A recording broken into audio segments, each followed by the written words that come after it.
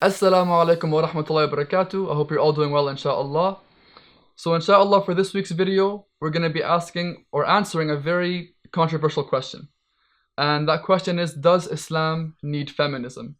Now, for that, I have a special guest, Brother Mohammed Hijab, who'll be helping us with this question and giving us some insight on Islam's view on this, and also talking a little bit about maybe modern day feminism, try to weigh the two out and so we can kind of see a clear picture, inshallah. So please don't go anywhere, you don't want to miss out. كتاب الله دستوري وخير الخلق أسوتنا. Bismillah ar-Rahman ar-Rahim.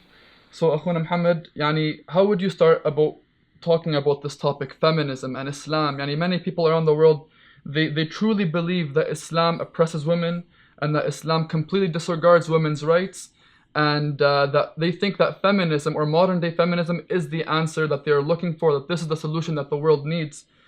Obviously, as a Muslim, I like to think otherwise. Where would you go about this? I think with this kind of discussion, there are usually a lot of hidden presuppositions and assumptions which we need to unpack.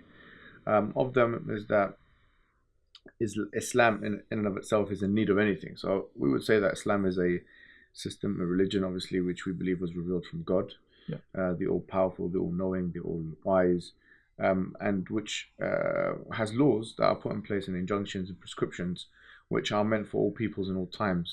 And within this system of Islam, there is an inbuilt flexibility, if you like, which is like the usul of Islam, which are usul al-fiqh, you can call it, which is a kind of, in certain circumstances, some of the rules will vary. Yeah, now these are all things which are known to people of Islamic law and jurisprudence and these things.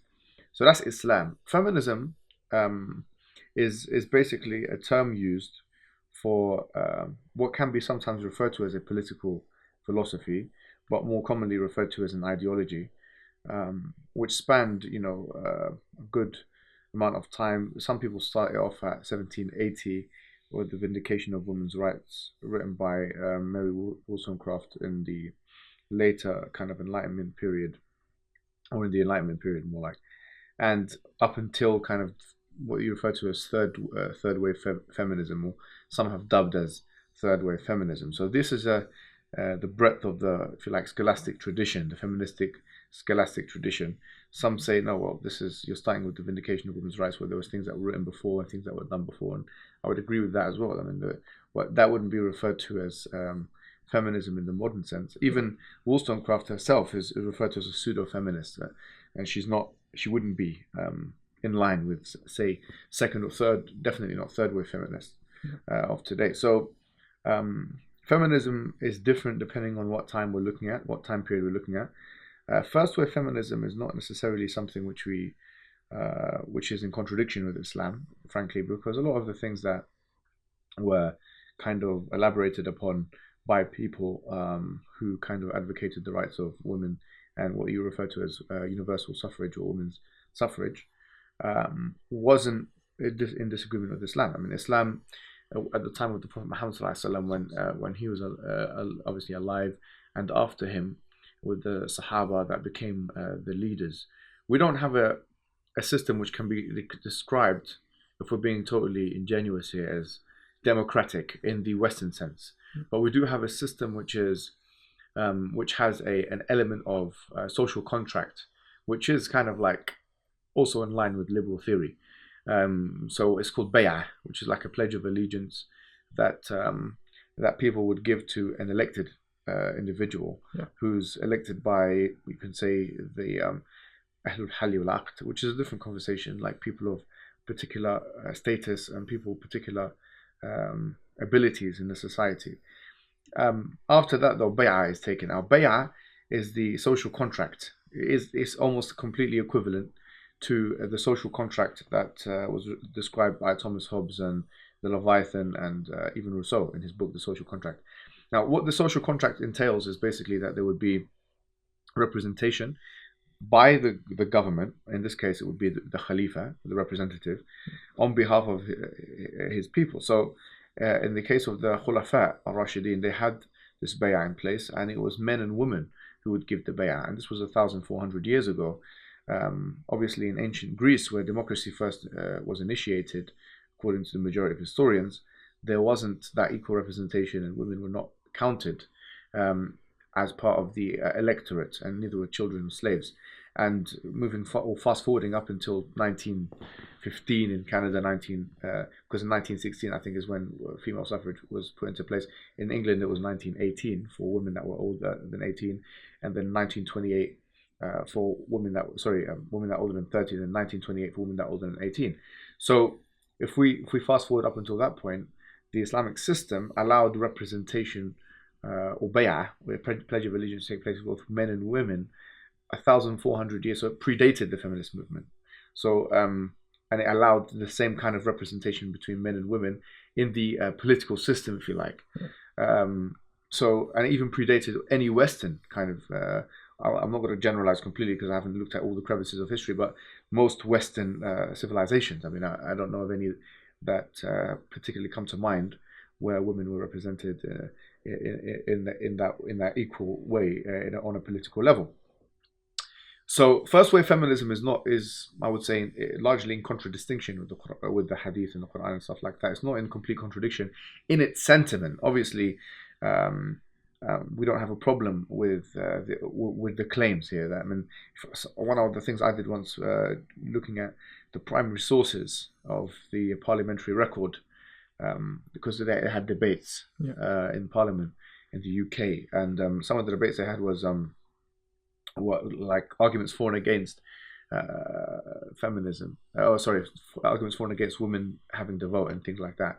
And it was usually the Liberals and the it was the Liberals at the time, not the Labour Party. The Liberals and the Liberals who would be pro, and obviously the Conservatives largely that would be against the idea of women. So the arguments put forward were really interesting in a way, but we wouldn't necessarily agree with those arguments that are put forward by the Conservatives. And if you look at their reasoning, it's kind of like a lot of it is not justified. A lot of the reason why there was a shift or a paradigm shift even in the body politic in the UK and otherwise. And by the way, it's really interesting here seeing the way in which all the Western countries kind of copied each other, because you had Canada, I think 1916 or something like that. America, I think it was something 1917, or then England, UK, 1918, something like this. Like this was when they all kind of agreed. But it all happened in World War One, or around the time of World War One, which was a time where women were needed to. So in other words, women were needed to be a part of the body politic, or they were needed to be a part of the sociological environment as a helping hand, because they were going to factories and building all kinds of things and doing all kinds of things that men were no longer able to do. So with that came, okay, well, you can do this, you can also do this, right? But it took a long time for them to come to that conclusion, and a great war. In fact, one of the greatest wars of human history, you know, for them to even come to the conclusion that Islam had already come to 1,400 years ago. You see, so it's kind of ironic that they come back to us and say, well, you know, you're against feminism and you're against these things, because looking at the first wave feministic movement, look what you had to go through in order to give women a vote, right? And then, you know, the suffragette movement and the suffragists and all these things, and people committing suicide, you know, these and all kinds of violent acts happening in order for women to get the vote at the end of it. And we don't know what really tilted over, but according to me, I would say that it's probably the war effort. So having said that, first wave feminism is not really it's more in contradistinction in its sentiments with the Islamic discourse. Second wave feminism is where we start to see problems in the scholastic tradition, because Islam is very much pro motherhood, very much pro family, and anyone who reads Islam differently, I would say, is ignorant of the Islamic tradition. That's how I would put it. Islam is heavily focused on, I wouldn't call it a nuclear family, but a family-centric model. A family-centric model where the family represents the core of the society. Second wave feminism, I would say, I'm not generalizing, I'm sure there were some books I haven't read or some commentators I haven't heard, or whatever it may be, but generally it seems to have a resentful attitude towards the institution of the family, and an even more resentful attitude towards motherhood, And Simone de Beauvoir, who I reference intentionally a lot, is because I believe that she was one of the best written feminists of the second wave movement, but also she's mainstream second wave feminist. She's not someone who's radical. She's not referred to as a radical feminist by many. She has a book called The Second Sex, which is, I would say, very well written. She's an existentialist. Point being is that with this book, she actually has chapters dedicated for motherhood and these things. And she herself never got married. I mean, and she herself never had children, and she advised women not to have children.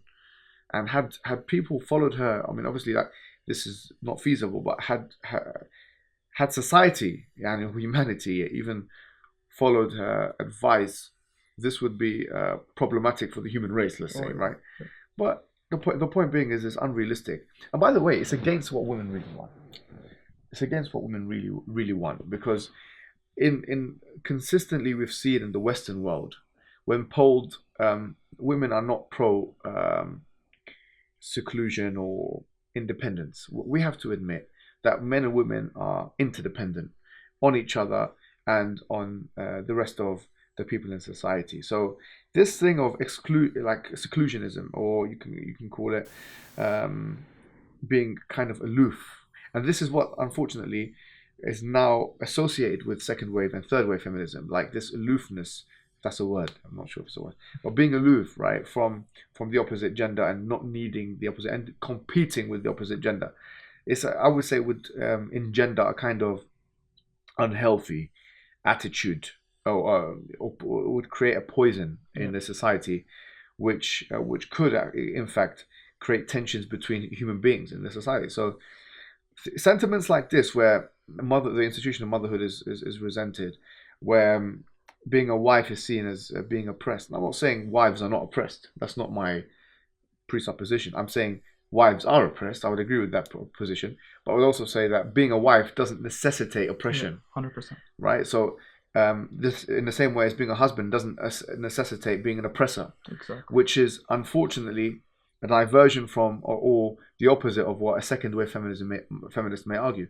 They would make sweeping generalizations from that angle. Third wave feminists, I mean, people like Judith Butler and people that are associated with the third wave movement, would even, and this is where it becomes, I believe now, very unpopular. I mean, it's not really popular, this movement. Yeah. They would even question the legitimacy of biological sexes. Is there such a thing as a man? Is there such a thing as a woman? Does a penis entail manhood or biological masculinity? And does a vagina entail, womanhood, biological femininity? And so the whole institution of man and woman has collapsed now, according to them, because they have this kind of postmodern taint or position where they say, well, these things are all social constructs, which is a genetic fallacy in the first place. Because just because something is a social construct, it doesn't mean it's false. Even if it is a social construct, even if it doesn't mean anything. But if everything becomes a social construct, then it becomes then what they're saying is also a social construct. Then third wave feminism becomes a social construct. And if third wave feminism becomes a social construct, then the same argument that you're using to attack the rest of human beings can be used against yourself. So in a nutshell, what I would kind of put to people who say that they're feminists is that you have to look at the tradition, because you're associating yourself with a movement and with a scholastic tradition which has many different arguments, which maybe you've never heard this before, what I'm saying right now. Maybe you've never seen or heard someone say what I'm saying. You can read it up, it's in their books. And this is accepted within the feminist kind of society, and is acclaimed as masterpiece. I'm not saying feminists don't disagree with one another. They do. Some will disagree with this, but I'm saying that this is now what third wave feminism kind of entails to a lot of people, and so it goes against neurological evidences and science to a large extent, and the disparity is becoming more and more noticeable, and that's why a lot of people that put their trust in science, I'm not saying it's perfect, the system of science is not perfect, but a lot of people who do put their trust in science take an even further step away from third wave feminism. So Does Islam need a system, is a question, that has undergone major, paradigm shifts like feminism, and which will probably continue to do so, which would show us that the truth of it is variable and not fixed, is contingent and not necessary, if you like. It's not even contingent. It's a non-truth, or it's a sociological truth, or it's a subjective truth. Does Islam need such a watery, malleable system, which you can even call it flimsy, in the sense that it doesn't have any anchored real tenets? Does it need it in order to tell people how women should live in these things? I would argue that this is not an understanding of the Islamic tradition, but it's not a correct understanding of the Islamic tradition. But I would say that if what you refer to as women's rights, and in most cases equal opportunities in these things, is what you mean when you say feminism, we'll say to a large extent, probably a larger extent, we agree with what you say, but we don't believe in absolute equality. The Prophet said, that certainly men are equal to, or supplementary, or twins of women, but that doesn't mean that in all cases, and there are exceptions in the Islamic tradition, and you would see that there are noticeable exceptions even in Western societies. So I would say, to summarize, a lot of people get confused the idea of feminism as an ideology and women's rights, which is a term used which can mean all kinds of things. Feminism is more specific and has very specific kind of policy action, presuppositions, narratives, whereas women's rights could take different forms, could mean different things. So I would say Islam has its own system of women's rights, and it comes, we believe, from the all-knowing, the all-wise. 100%. Jazakumullah khair. Another really quick point to wrap up is when it comes to women's rights, and specifically in the context of Islam, look no further than the wives of the Prophet Muhammad sallallahu alaihi wasallam, specifically Khadija. I mean, she was a very powerful woman. She was outspoken. She had status in her society, and she was respected. And this kind of shows that Islam does honor women. It doesn't really just kind of put them to the side and let men do all the work. No, they have a status. They're respected, and they have a say in their community. So I really want to thank you for this, Akhwana Muhammad. Jazakumullah khair. Please remember to subscribe to the channel, and we'll see you next week, inshallah. Wassalamu alaikum wa rahmatullahi wa barakatuh.